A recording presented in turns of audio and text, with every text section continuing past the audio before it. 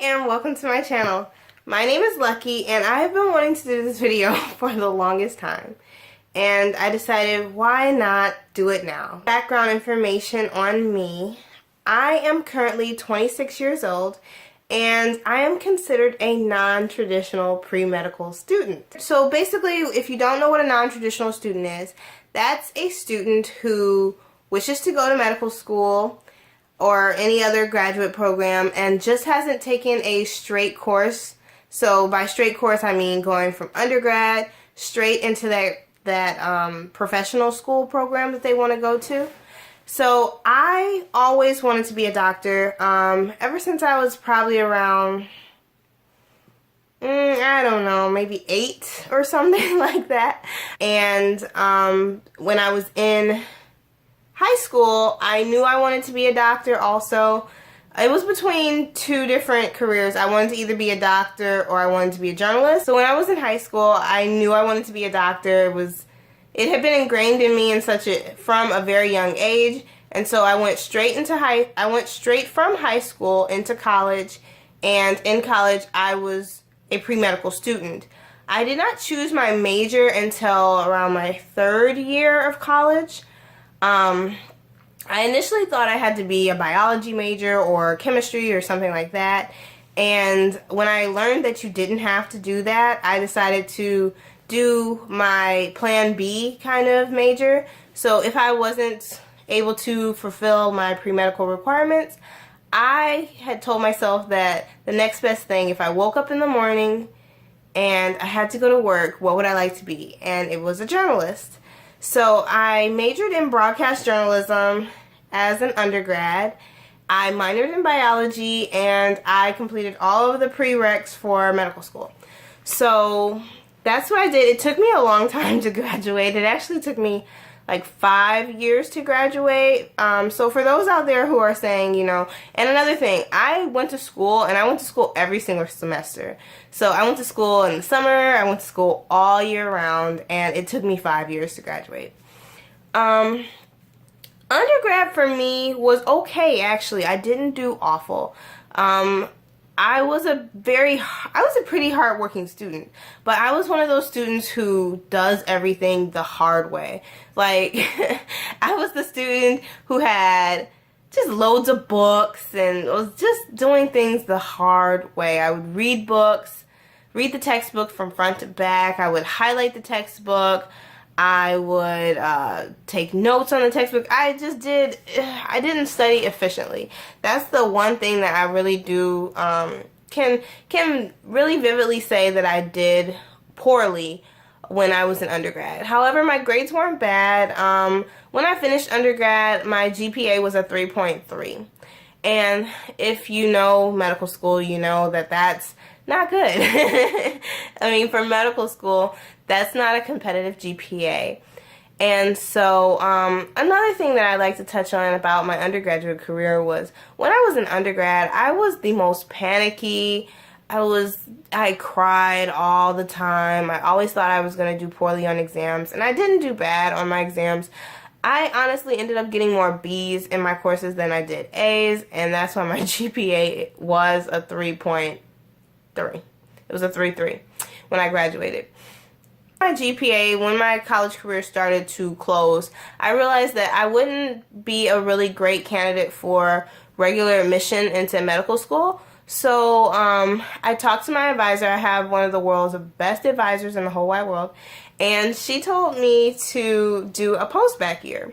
It was an additional year of courses, and certain medical schools will actually take so many credits, like 16 to 20 credits, and they'll create a new GPA for you if you are a postgraduate student. That's what I had decided to do. And another thing, when I was in undergrad, I was so, oh my gosh, I was the person who, I was so unsure of myself in regards to my intelligence. I always thought I was never good enough. I was scared to death, deathly afraid of talking to my professors. I remember I talked to only, I want to say no more than 3 professors my entire college career, and that was because 2 of them forced me to come see them, And the third, I think I had to go see him too also. I think it was organic chemistry and I had to see him. Like there was too much going on and I needed to see him. But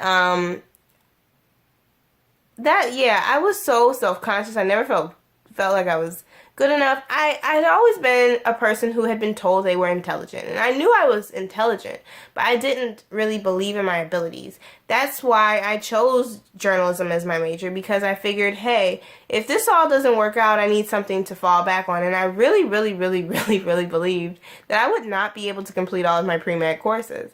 But I was really determined, or not even so much, yes, I was determined, but I'm the type of person who, like, I like to learn, and I did honestly enjoy my courses, and once I got, like, started doing them, I could do them, but, you know, I just didn't excel as much as I wanted to. So that's why I did the post-bac year. So after graduation, I enrolled back into school and I started my post-bac year. And that post-bac year, I was so depressed. I had never been that depressed in my entire life. I was so depressed that all I did was cry. Like every single day, I would be in the bed and I would just cry and cry. I would cry myself to sleep. It was a very deep, dark depression. And it really stemmed from the fact that I was, at the time when I started my post-bac year, I graduated when I was 23, about to turn 24, and I was 24 when I was undergoing my post-bac year, and that was in 2015, early 2015. And my friends had graduated from college and they were doing well and everyone was into their careers and I wasn't. And that's where the depression came in. Also, I wasn't working at the time. My mom told me to just go to school and do your best so you can get into medical school, and not working and not having, you know, a career and feeling like, oh, woe is me, I'm not good enough, I'm not where I should be. That really led me into my depression, and I was depressed for an entire year. Like deep depression too. I was so depressed. It was really awful. My first semester of post-bac, I ended up being so depressed and I did not have motivation to study or do anything. And I ended up taking 2 courses for that post-bac semester. I think it was 6 credits. And I got a C+ in anatomy and I got a C+ in human physiology, and I ended up getting a B in virology. And I was just devastated because my advisor had really informed me that if I wanted to get into medical school doing a post-bac year, I should obtain nothing less than an A-. And to see myself get a C+ and a B, I was, woo! I was shook. I was so sad. However, I went to see her again, and after the semester, and she said, just bring me some A's. Bring me the best grades you can. And the following semester, I did better. I ended up getting a B+ and a B. I think I got a B+ in anatomy and physiology. Yeah, anatomy and physiology, and then I got a B in biology of the eye. And I felt better that I had done better, but I just realized that at that time, my GPA was, my post-bac GPA was shot. And so everyone urged me to just apply to medical school anyway. And so that summer, I was going to apply to medical school. And I ended up, let me also note that I did not take my MCAT in undergrad. I had not taken my MCAT. After graduation, I had not taken my MCAT, so I need to take the MCAT. So that summer, I had given myself 3 months to study for the MCAT. And long story short, 3 months turned into 2. You know, the first month I was kind of slacking. I decided to self-study. I had all the materials that I needed, but I just didn't study correctly. And in those 2 months that I had, my score kind of climbed a little bit, and then like a week and a half before I was supposed to take my MCAT, I took a practice test and my score just plummeted. It was so bad. and I started panicking, and I was in just, oh, it was really bad. It was bad. And like, oh, it was awful. That was probably the worst time of my life. One of the like worst periods of my life. So at that time when it was a week and a half until my test date, I just wasn't prepared at all. I hadn't done enough practice problems. I hadn't done enough review. I just wasn't ready. So what I ended up doing was I did not go to my exam. I literally, like, exam day, I didn't go. And I had told my mom, you know, I can't do it. I can't. Because I'm the type of person that too many failures would lead me to reconsider my my career. So I didn't want to see myself do poorly, and I know I could have opted to not get my test scored, but I decided not to go because it was such a stressful experience for me planning for the MCAT. It didn't make sense for me, in my opinion, to go and sit for an exam and do very poorly. So after that, I was like sitting and I was like, there's something not right. And another thing, like I said, I was so nervous to talk to my teachers. I always felt like I was never good enough. I had real self-esteem problems in college. I just never thought I was good enough. And, you know, even when it came down to asking for letters of recommendation, I had a job and I had great letters. I could get great letters of recommendation from those at my job or in different organizations and things that I volunteered at. But the one thing that I didn't really want to do is ask a science professor for a letter of recommendation. And I had taken some science courses and I had gotten A's, but I never talked to the professor. They didn't know me, and I didn't want to give a letter of recommendation in which the professor was like, oh, I don't know this person, but they were in my class and they got this grade. I didn't want to do that. And at my university that I was attending, the school also has a medical school. So I would go to the medical school. I would sit in the library and study in the medical school library. And I would watch the medical students, and I would see a joy in their faces that just was not present in mine. And at that time, I realized that maybe I'm not ready. You know, I had let so many people tell me, you can do it, this is your time, just apply. I didn't want to be one of those cases where, you know, I apply to medical school and get back a bunch of rejection letters. I wanted to be able to apply to medical school and feel proud and feel like I deserve this and feel like I worked hard for this and feel like I did my ultimate, like, best. Like, there was not too much else I could do that could have made this experience better. That's how I wanted to feel when I applied to medical school. And there was no way in the world I felt like that. You know? So I had been toying with the idea of grad school. And at that time, after not actually taking my MCAT, I decided to go to graduate school. So I applied to my alma mater's graduate program, and I actually did get in, and I am currently a graduate student pursuing a Master's of Arts in biology, and yeah. And I just finished up my first semester of graduate school. I took 6 credits. I took endocrinology and I took toxicology. And I worked my butt off that semester, the semester that just ended, my first semester of grad school. I worked my butt off in regards to school. I improved my study habits.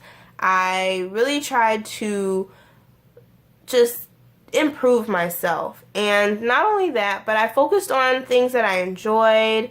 I learned how to do various different things. I took different, extracurricular kind of, like, I picked up new hobbies and things like that. And for once in my life, I felt like this was it. Like, I was doing well and I was finally, like, making strides to become the person that I wanted to be. I was making connections with people that I wanted to make connections with, and I was gaining a lot of confidence for myself. And I ended up finishing my first semester of graduate school with a 3.8 GPA, and I don't think I have felt better my whole college career. The closest that I had got to a 3.8 in undergrad was, I think I pulled a 3.7. And this 3.8 was the highest GPA I had ever gotten being in college. And I just felt so blessed, and I was thankful. And at that time, I gained the confidence that I had needed that I had been lacking all these years. Finally, I realized that I too can be a doctor, and I too am worthy of becoming a physician, and I can do what I dream. And so that's pretty much my pre-med story. So now I am about to start my second semester of graduate school, and for that reason I am, excuse me, I'm crying. But yeah, I'm about to start my second semester of grad school, and I'm hoping to continue the positive things that have been going on in my graduate career. I am also about to embark on my second time studying for the MCAT, and I'm working full-time. I actually work 2 jobs now, and that actually has helped me a lot to really buckle down in school. I'm going to be starting a series of videos in which I profile myself and all of the things that I'm going to be doing to prepare for the MCAT this year.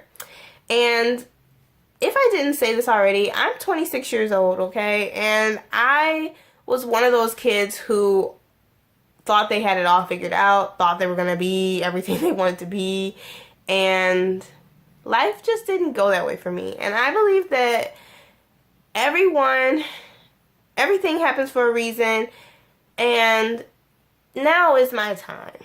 When I thought it was my time, it just wasn't my time. And for anyone else out there who is in a similar situation such as myself, where you've come to the conclusion of, I don't know, for anyone out there who's in a similar situation as myself, where you're like a plan B medical student, or a plan B pre-med, where you're like, my first plan didn't work out, what about my second plan? Keep yourself encouraged, because we can do it too. I've seen so many great stories of people who took a long route to medical school, and they did it, and they got to medical school, they excelled. And I think another thing is that, we all have to realize that, my journey is my journey, and someone else's journey is their journey, and you can't keep up with the Joneses. You have to focus on yourself. And if you want anything bad enough, you can definitely get it. So, to everyone else out there, I hope you stay encouraged, and best of luck to everyone out there, and thanks for watching. I'll see you later. Bye.